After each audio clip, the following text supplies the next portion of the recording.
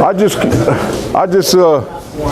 what's your name again? Scott. Me and Scott was working back there just a little bit, and Scott is going to work on closing that distance to bump with the hip a little bit.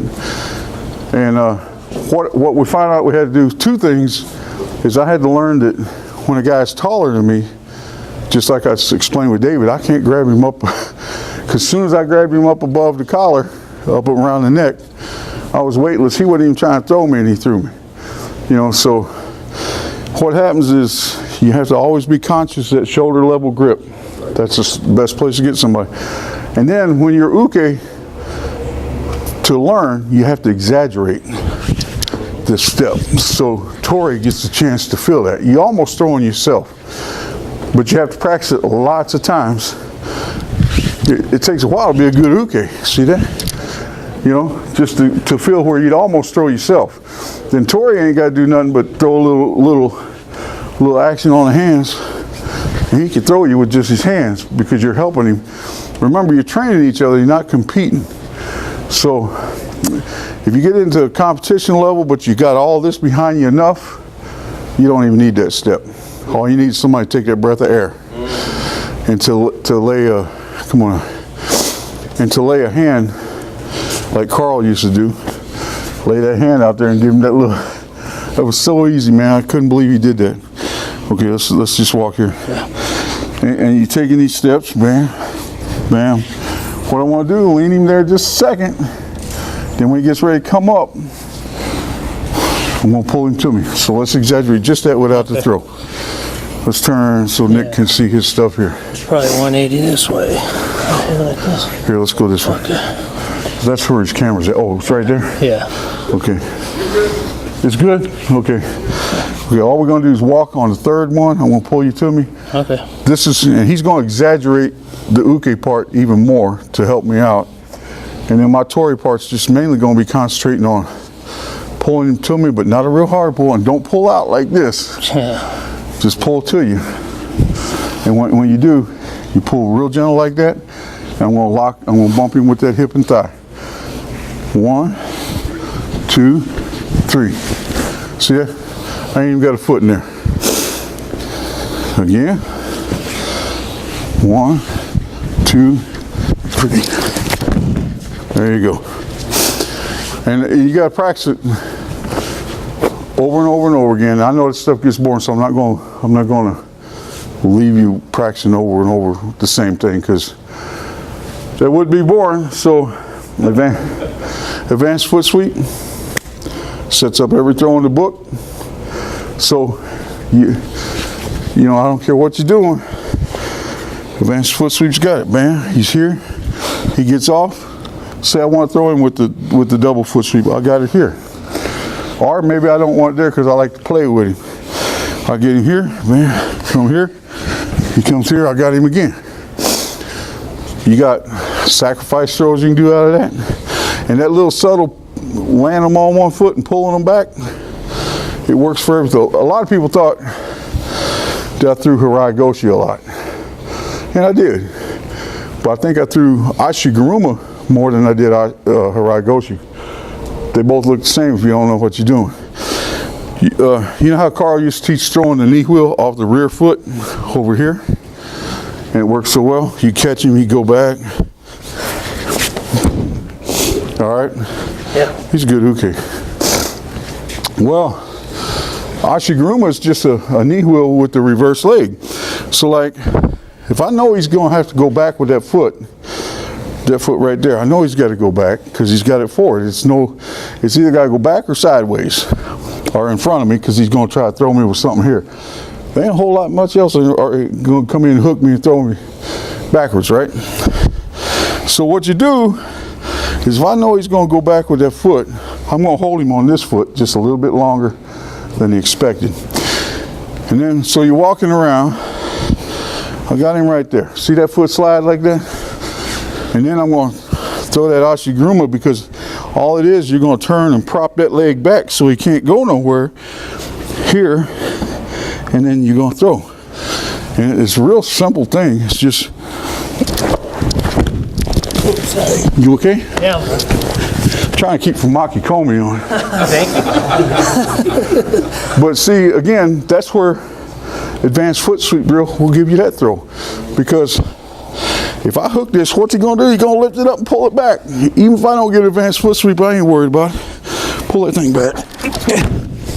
See what I mean?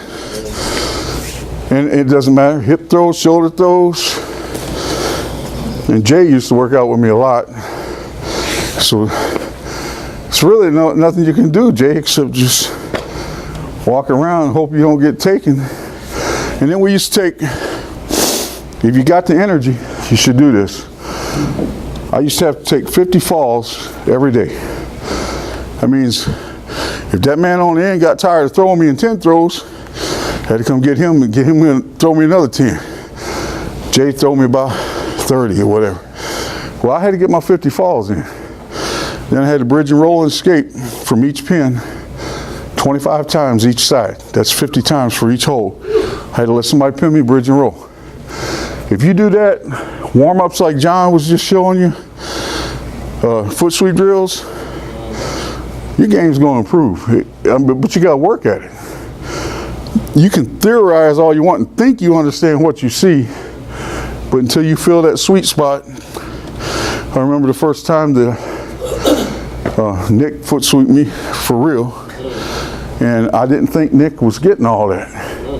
Then one day, and I told you, I said, you got it now. Yeah, because it took a while. It took me a long while. Because I had just, Chuck was telling the story, it was Carl takes throws away from you. When I walked into his dojo, Soto Makikomi was my throw. It was hard to stop. But I was doing it with power. I was trying to do Makikomi before I did Soto. You know, so he took it away. I couldn't even use it. If I got caught using it, I got threw out of his club. If he even heard about it, I used it at a tournament, I was threw out. In my line, that's the way it was. So, without Soto Makikomi, I felt like I was a beginner again. Nowhere to go. Then he taught me advanced foot sweep and the knee wheel. That was the only 2 throws I was allowed to use. But you know, it works out great because now, as I'm older, and I don't have a lot of power, I don't have a lot of stamina and stuff, these techniques have hung with me all these years.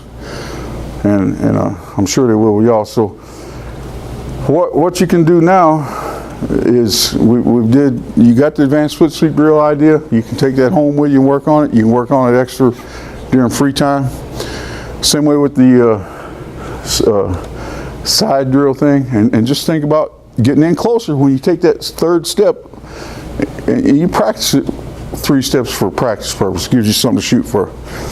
There'll be a day coming after about 30,000 times, as soon as you grab the guy and you know he's got to breathe a breath of air or he's going to die.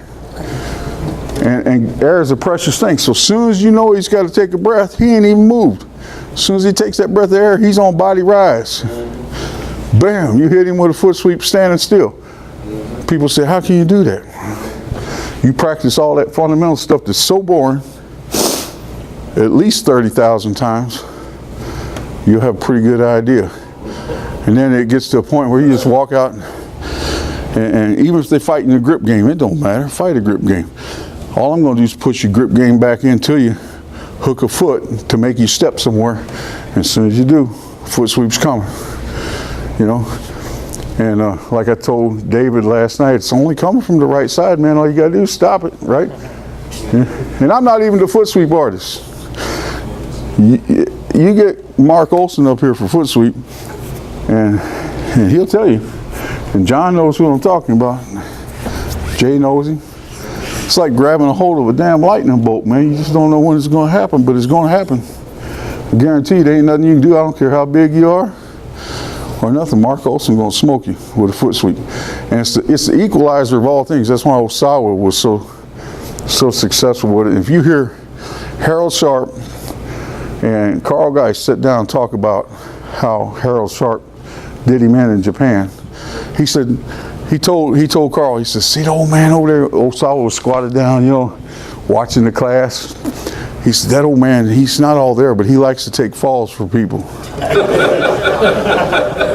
So Carl's like, okay, you know, I need to practice anyway, and they don't want to have much to do with a guy, Gene, anyway. So he went over there, Onama Sensei, you know, he told him, and Professor Osawa goes like that. You mean me? You talking to me? Yeah. Well, apparently, of course, I wasn't there, but apparently, according to Harold Sharp and Carl Geis got a lesson from hell. And he got a lesson from hell multiple times for a long time till he couldn't hardly get up. Eventually, you get tired of getting up and down. The advantages of taking a fall will make you so strong you can't believe it in more ways than one. It's like a water balloon, teardrop shape. Set it on the ground, gravity creates a hydraulic pressure, and it wants to expand and go to the sides of the room. You know all about science and stuff, you know. These guys, it wants to go to the room. Well, when you throw somebody, all the fluids in their body wants to splatter and go to the room. What that does, it tears microscopic muscle tissues, and when they rebuild back strong. And you don't have to look like a bodybuilder.